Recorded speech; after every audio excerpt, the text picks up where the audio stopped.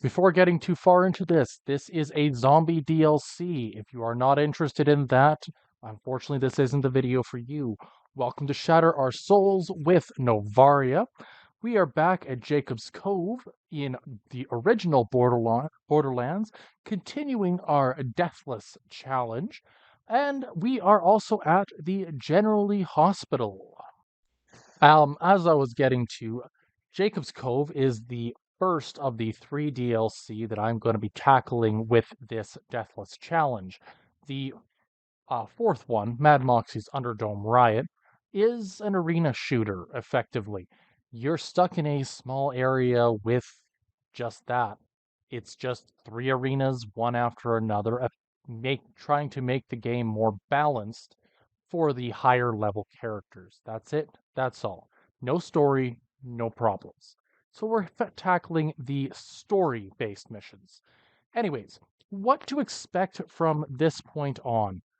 First and foremost, we are going to be tackling Jacob's Cove's story missions, and today, of course, you'll expect zombies, the General Lee Hospital, as well as the anti-zombie, um, whatchamacallit? I suppose you'd call it a vaccine against the zombie virus, as well as those who believe that they are capable of tackling this onslaught, this flood of flesh.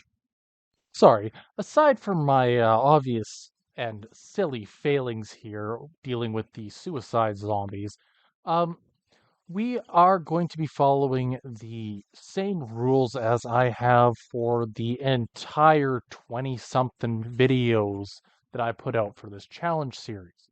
If you'd like that, I do have the full playlist in my channel, and this will be uploaded to be part of it. But as I was saying, a reiteration of our rules is very simple. I cannot fully die. I can be downed, but that's it. I must use our sniper rifles or revolvers, single shot weaponry only, as is Mordecai's specialty. So we get a chance to see what's in this chest here. Loot goons are kind of a odd item or odd character that pop up in this. They are effectively immune to shock damage, but what they give is very much above and beyond what your average enemy is going to have. They have a chest on their back, which of course means you get special armor, special weapons, more ammunition, the works. And that's great. I should also mention that our good friend TK Baja has had a mission for us, and bless him for that. But I refuse to do the series of Brains quests because I've completed this entire game down to a platinum trophy about 3 times over. And quite frankly, I don't feel like doing that again. So, sorry, TK, but that's just what we're going to have to deal with. Realizing now that I'm probably going to stick closer to my sidearms over the snipers. Reason being is because, as I mentioned last time, snipers are slower. They don't have the mobility that you can get from a sidearm, which means that while they are incredibly useful for getting critical hits, the speed at which the enemies are attacking and the effective ability of the sniper being long range in theory, means that the sidearms are going to have the edge in this particular DLC. Just because if you have people trying to charge at you the speed of Usain Bolt, you're going to want to slow them down a little bit. This crawl up the mountain is going a little bit slower than expected or hoped, but at the same time, we haven't fallen in a little while. Only issue I'm really finding right now are those suicide zombies, which are one-hit wonders, and those wonderful defilers that are just there to puke on you, walk away, and hope that they don't get you again. Kind of frustrating, really, but c'est la vie. Father Jackie O'Callahan, oh, how I have missed thee, the first of our intrepid hunters aiming to save the poor souls of Jacob's Cove. This monumental task cannot be given to just some random individual. No, we must have a member of the clergy handle it themselves. And honestly, I think that this is one of the best uses of this um, archetype of character because Father O'Callahan is not the type of guy to sit idly by and watch as things go sideways. No, he is going to find some unholy abomination whose arse must be kicked, which I think is just fantastic. Anyways, we are getting closer and closer to the top of the hill to Generally Hospital, where we will find ourselves our next boss. Suppose Father O'Callahan is kind of the least of our worries with all these wonderful, shambling, falling apart corpses that are charging at us left, right, and center. Come to think of it, are we making fresh corpses out of unfresh corpses, or are we just like knocking them down and, hoping that they don't bite our ankles afterwards? It's kind of a conundrum, because on all logic, it's already dead flesh. It's not going to come back to life. And corrosion damage doesn't work on it for that reason. So, like, maybe we're just making a not fresh corpse fall down and hoping that it doesn't bite our ankles afterwards. I like that idea. Barrels does this guy have on his back? Like, seriously, it's almost like this is a video game and does not echo real life in any way, shape, or form, including you throwing it through the fence. Hoy vey. Anyways, here we are, the Generally Hospital, where we finally get to say hello to Hank Reese, aka our wereskag. Now, as I'm sure you probably figured out, our wereskag is a abomination created through the vaccine against the zombie virus. Ergo, they're using skag DNA to do it. Now, fighting a wereskag is pretty simplistic if you get lucky. It has a two phases. If you can beat it on phase one, you're golden. Basically, it has its first health bar, it will be in a weaker state. It won't be as ferocious, it won't deal as much damage. Get enough critical hits on it during this time, it will fall. If it doesn't, it turns into this monstrosity, which is twice the size, twice the damage, and also a heck of a lot beefier as far as its defensive capabilities go. If it gets into the enraged state, the wereskag is much harder to kill, and all the progress you made defeating it prior to this is null and void. And if you need a demonstration as to why I do not like sniper rifles at close range, here you have it. Our wonderful wereskag is, of course, wearing me down as fast as I'm wearing it down. But I digress, all good things must come to an end. Now that our wereskag has been defeated, we're just gonna, poke around a little bit, find the vaccine, and maybe take a little bit of a run around and see if we can find some other issues with this area, such as our old friend, Father O'Callahan, who is finally becoming a little more relevant for us at the moment. Who, while we're wandering our way back down this hill, I'm going to be taking every opportunity to collect a little bit more ammunition. Because while I do acknowledge I have some good gear regardless of what I'm using, I would rather have my sidearm as depicted in moments prior.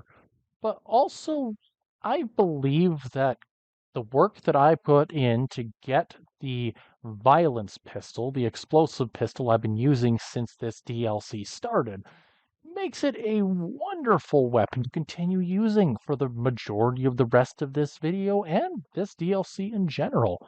I put the effort in, we got it, we want it. And also, I don't want to get caught in a situation that I end up dying in simply due to lack of ammunition again, so here's hoping. Anyways, I'm getting distracted here. Jacob's Cove is a odd location as far as the general storyline of Borderlands has gone. I'm pretty sure this is the only location so far that has any form of greenery at all, which gives it a nice palate cleansing view. But as we're heading down to the beach here, we're also going to be looking in some seaside caves, maybe some party boats, and seeing if we can find our zealot's body or something.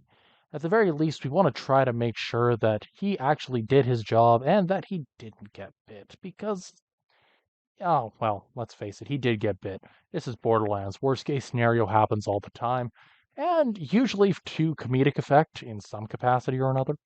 Oh, and there's O'Callahan's recorder just in this little seaside cave. Let's see what he has to say.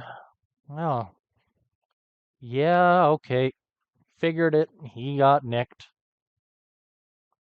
And it's a full moon.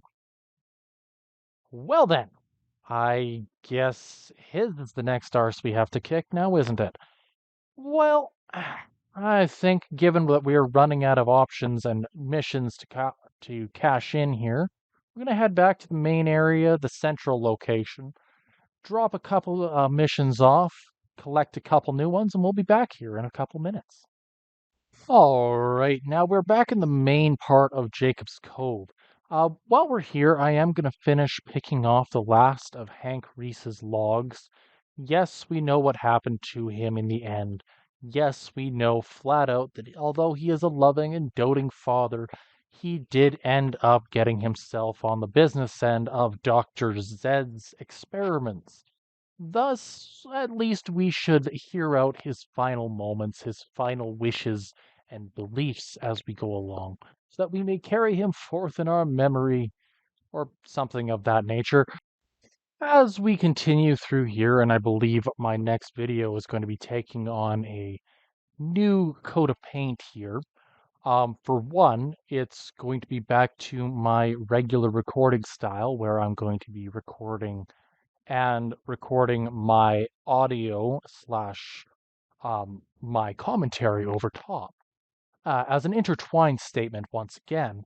But also, next time we'll be heading into Deadhaven, which is just a reskinned version of Haven, which I think is fantastic, reusing old assets and old areas to make a new and unique location.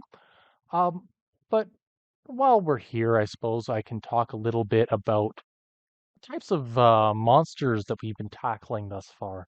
I mean, we have ourselves the classic zomboys, the defilers, the speedy boys. We also have ourselves the werewolves, I mean, wereskags. We have the Tankensteins. And we have Bloodwing's cousins, the Bloodwings, oddly enough.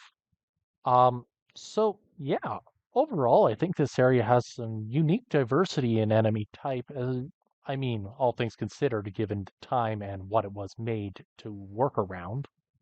Poor Hank Reese, knowing outright that he could have made it home if he had just waited it out. He only had 3 weeks left until he was able to get home. And while Dr. Ned, I said Zed earlier, didn't I?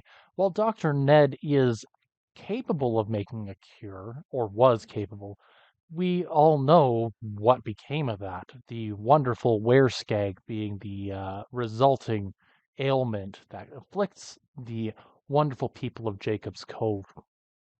But be that as it may, here we are back in town, and we get to finally take a moment of reprieve to really enjoy the breath of fresh air that we have in the form of this wonderful little claptrap and his means of getting a hold of new information and the truth for us, aka the means of getting to Dead Haven for us. But I am a stickler. I'm not going to Dead Haven just yet. We are going to instead go back to the General Lee Hospital as there's a couple loose ends that I have in mind for cleaning up. Notably, Father O'Callahan and his ilk. I gotta love this silly side skit where, of course, the main characters and the side characters are, of course, possessing or taking over our dear friends, the Claptraps, to convey one message from one person to another. I find it woefully ignorant of them in how they're managing to do this. Given you've seen me take down a wereskag once before already, I figure I'm gonna do a little bit of a side trip here and talk a little bit about just in general what happened. Um, If you look at my playlist, you'll notice that episode 13 is missing due to an uploading error. Unfortunately, I had deleted the file before I had a chance to get it up there, which unfortunately I'm not going to be able to fix. Notes to future me, hooray. Anywho, what was mentioned in that video had a little bit to do with what makes Borderlands Borderlands. Was it the art style, the caricatures? Was it just the way that it was portrayed? Was it the side quest missions, the multiplayer capabilities? And in truth, it was a little bit of everything. It was the mentality of chaos and living life to the fullest as far as the characters were concerned. Treasure hunting. You weren't meant to be the good guy. Never have been. Mordecai, Lilith, Roland, they were never intending to be the good guys. They simply were there by circumstance, by happenstance. And that really shows through with their motivations, looking for the vault, fame, women, power, wealth, all of which kind of betray this less than savory and less than pure motivation for these characters. But it goes so much further beyond that because if you look at games of the same time frame, like some of the Call of Duties at the time, I believe Call of Duty Black Ops came out around the same time. Don't quote me there. Um, but Borderlands 1 has held up much better in comparison. Why? Its graphics, its cel-shaded world makes it easier and holds up better over time comparatively to more realistic looking games. But it's also a brighter shooter. Again, those realistic games are looking dark, they're dreary because they're trying to show this level of realism that wasn't easily attainable. So you've got this zany cartoon world, a bunch of people just trying to make it through the day, and for what? Every single one of the NPCs in the world and the world at large are all there for the sheer sake of being there. They don't want anything more than just to exist, to try to make it through day by day. And yeah, they have goals, they have aspirations, they have connection to one another, but also every single one of them have some quirks, some interesting character flaws to them that make every character unique in their own right. Anyways, the original Borderlands kind of falls into a really odd placement within the Borderlands series as a whole. Um, Partially because while every Borderlands has that RPG element where you're slowly seeing your character improve and your ability to make your character work with whatever you actually see and what you want your character to be able to do is phenomenal. But the thing is that the game and franchise as a whole, the first one was meant to be a serious competitor to the other shooters in the market. And yeah, its gimmick was supposed to be its looter shooter aspects, its RPG elements. And while that definitely sets it apart, that and its approachability for new players, looking at playing a first person shooter for the first time, it's a very approachable game. But what really became the staple of Borderlands actually kind of began in its DLC, that more humor driven character element, where the characters were more than just being silly or simply, perverted, you name it. It was more about those one off jokes that you'd see quick, concise, and gone. Looking at Borderlands 2, Mr. Face McShooty, um, it was a long, drawn out caricature who only wanted bullet meets face. That's it. You have gun. I want it. I need it. Let's do it. And he spends about a good 2 minutes trying to convince you to shoot him in the face because that's what he wants. And it caps off in the most wonderful way possible. You deliver exactly what he wants, and he says thank you. And I think that speaks a lot to what Borderlands became and what it was meant or what sets it apart from its companions slash competition.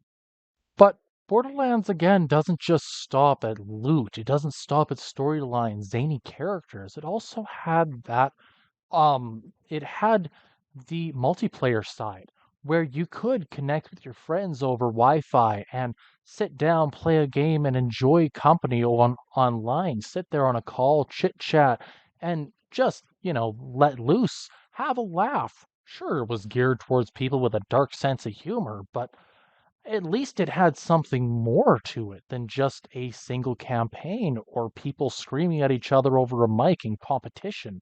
This was more about companionship and camaraderie, where each of the Vault Hunters were stronger as a group, not just as an individual, shown very heavily through Roland's skill tree, where over half of his medic tree is devoted to healing not himself, but other players on his team. Effectively, you're getting this fantastic couch co-op over the internet co-op experience that was to this day often very difficult to find and is getting more and more rare by the day as people are getting farther and farther apart thanks to the technology that we have. I think that's one of the things that sets Borderlands so far apart from the rest of gaming as a whole. Sure, is it the best game out there? No. The original game definitely does not hit like the later ones do. But did it have to start somewhere? Absolutely. And for that, I give this game an 8 out of 10 guaranteed. Okay, and aside from, the seagulls attacking me, sorry, bad joke. Um, we're going to restock a little bit of ammunition and take out our fourth and final of our skags. And then head back to the main location where we'll probably shut her down for the night. Anyways, um, bang bang, forgive me, Father, for I have sinned. And will continue to because Father is not standing up against this for much longer, regardless of how angry he is. Huh. Small detail I had never noticed about Callahan before. If you look on his back, he's got a post or something. Is that a... No, that's a grave. Okay, so after he was nipped in the neck there, he was, he tied himself to a grave, and upon turning, well, he pulled it out of the ground and is now wearing it like a badge of honor. And I think that's a really nice caricature and show of the character's strength in the character design by showing that he was able to not only carry a grave on its back while it's still half tied to it, but also the fact that he was able to tear it out of the ground to begin with. My goodness, I can't hit the broadside of the barn with this silly sniper rifle. But also it speaks a little bit to his resiliency once again that he's sitting here and tanking this one shot after another. But as with all things, and I've said it once before, I'll say it again, all good things must come to an end, including our dear friend Father O'Callahan. Anywho, given that he's down, we're going to head back to the main area and we're going to stop just outside that little boat that takes us to Deadhaven.